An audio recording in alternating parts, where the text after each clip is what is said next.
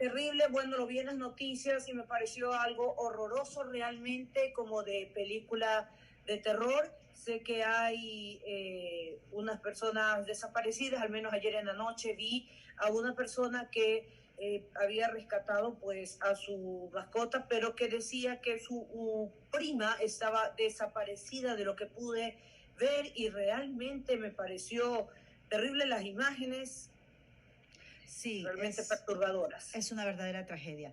Bueno, mil gracias, gracias por atendernos. Lo que nos concierne con la asambleísta Natalie Viteri es hablar sobre el proyecto de la seguridad presentado por el Ejecutivo, que contiene 46 artículos y reforma 6 leyes.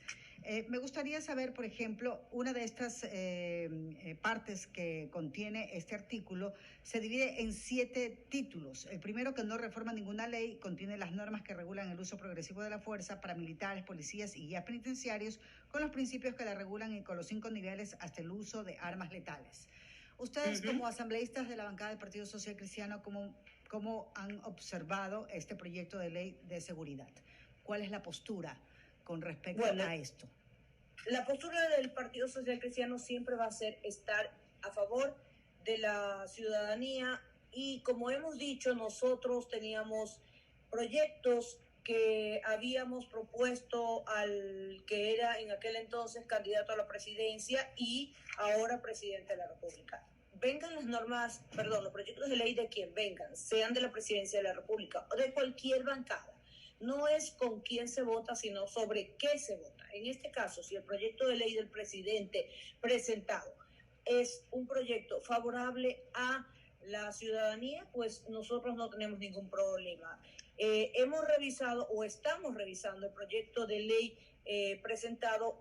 Hay algunos artículos, o muchísimos, por decirlo de alguna forma, que ya se encuentran en las actuales leyes vigentes.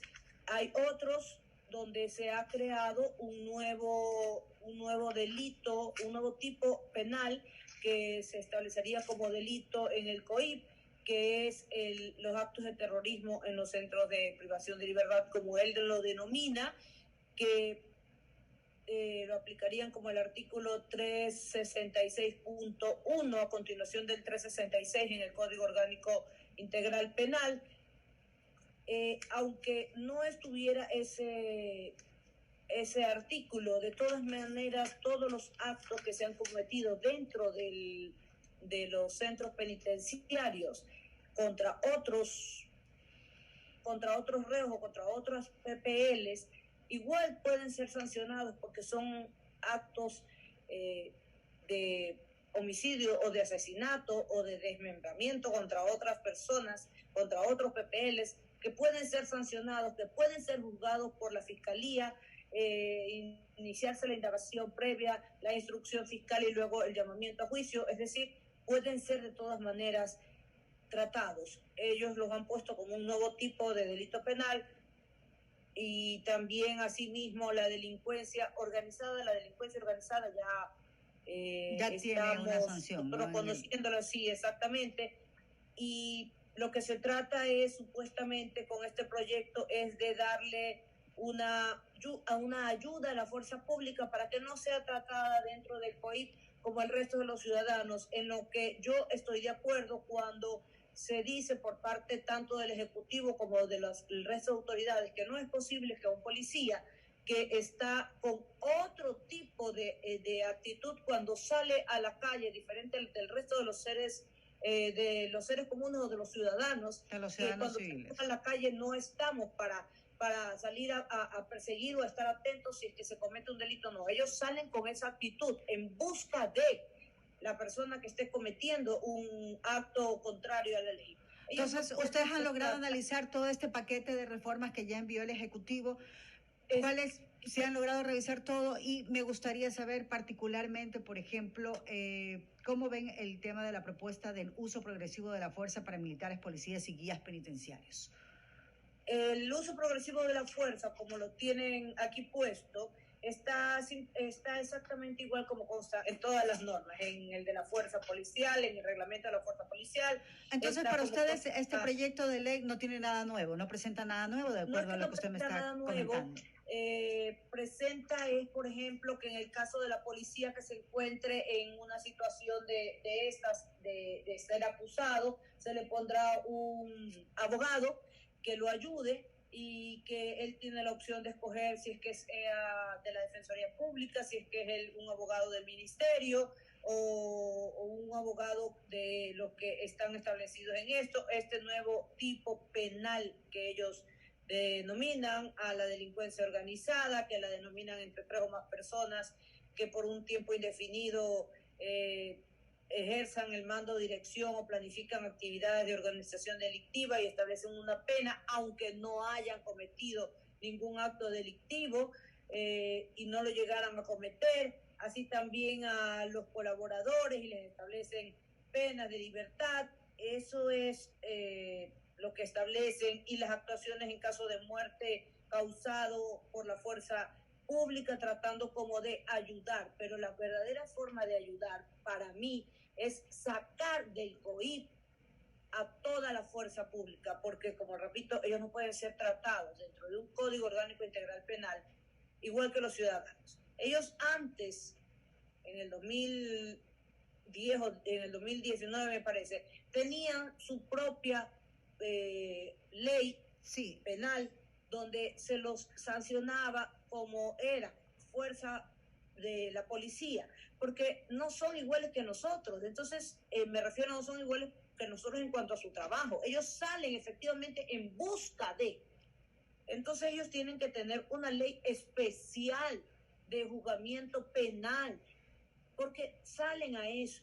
Nosotros no pueden estar en medio de una ley. Entonces, asambleísta Viteri, ¿cuáles van a ser las recomendaciones que ustedes den como partido y obviamente como integrantes de una asamblea?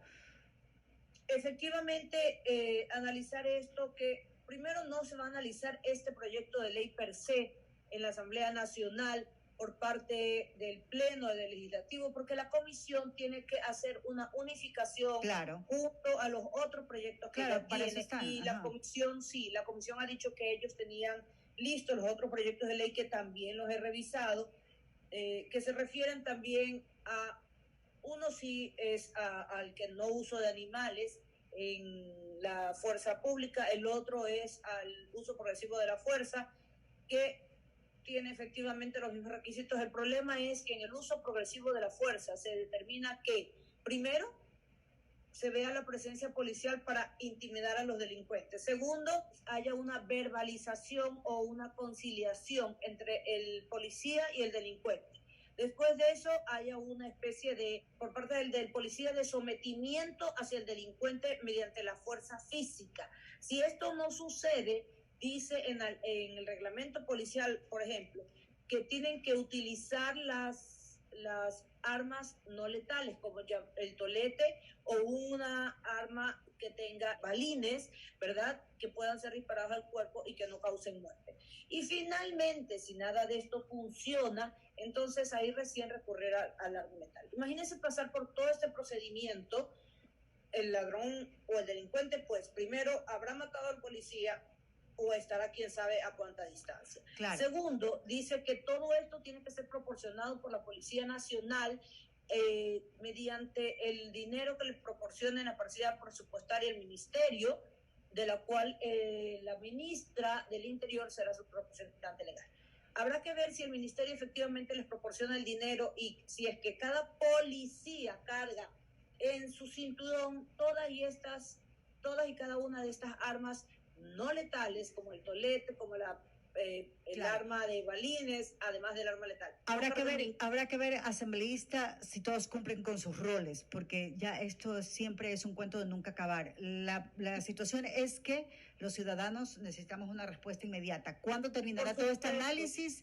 ¿Cuándo terminará todo este análisis y tendrán ustedes una respuesta? ¿Cuál es el mayor problema de todo? Y le digo, es que el mayor problema de todo es la Corte Constitucional.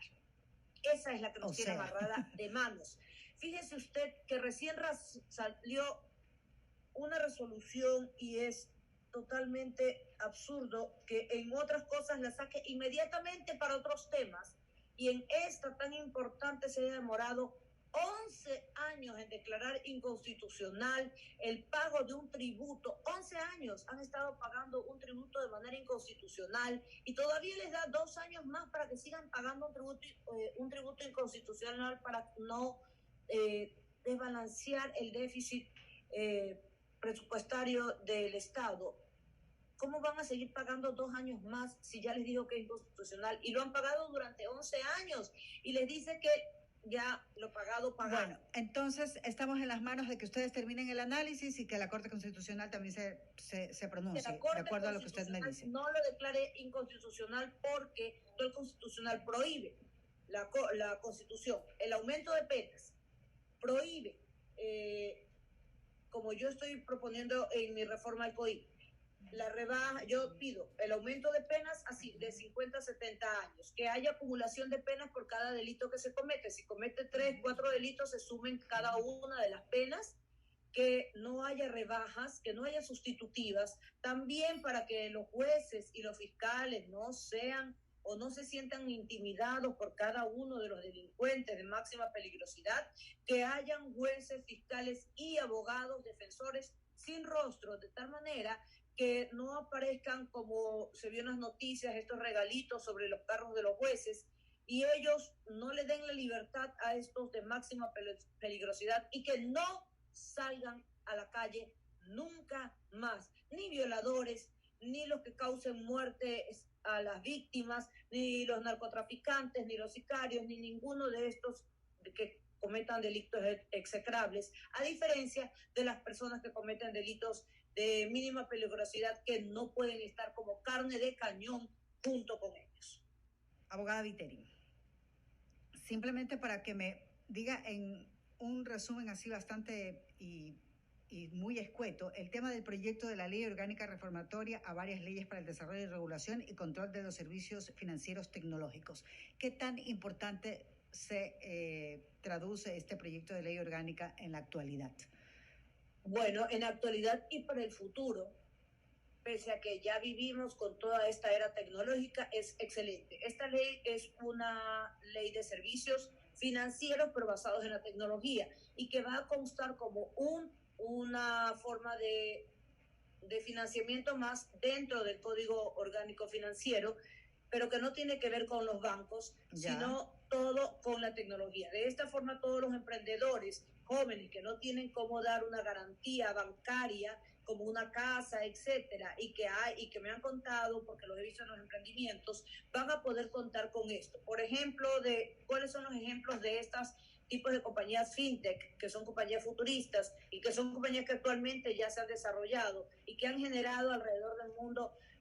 Son las primeras en el mundo y han generado más de 90 billones de dólares alrededor del mundo.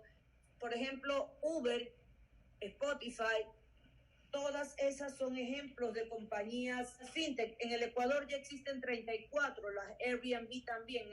En Ecuador existen 34, pero no son reguladas. Aquí necesitamos compañías que sean reguladas y que vayan a estar, para que no se den estos casos como los de Proinco, que captan dinero ilegalmente de las personas, pero no tienen quien después se responsabilice.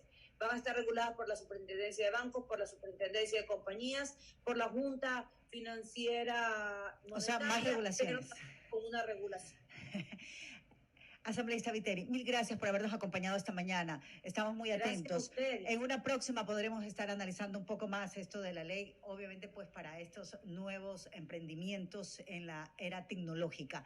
Muy amable, claro. Gracias por su postura en torno al tema de las reformas que se necesita para la seguridad ciudadana. Continuamos aquí en Diálogo. Gracias a ustedes y muy buen día. Muy buen día.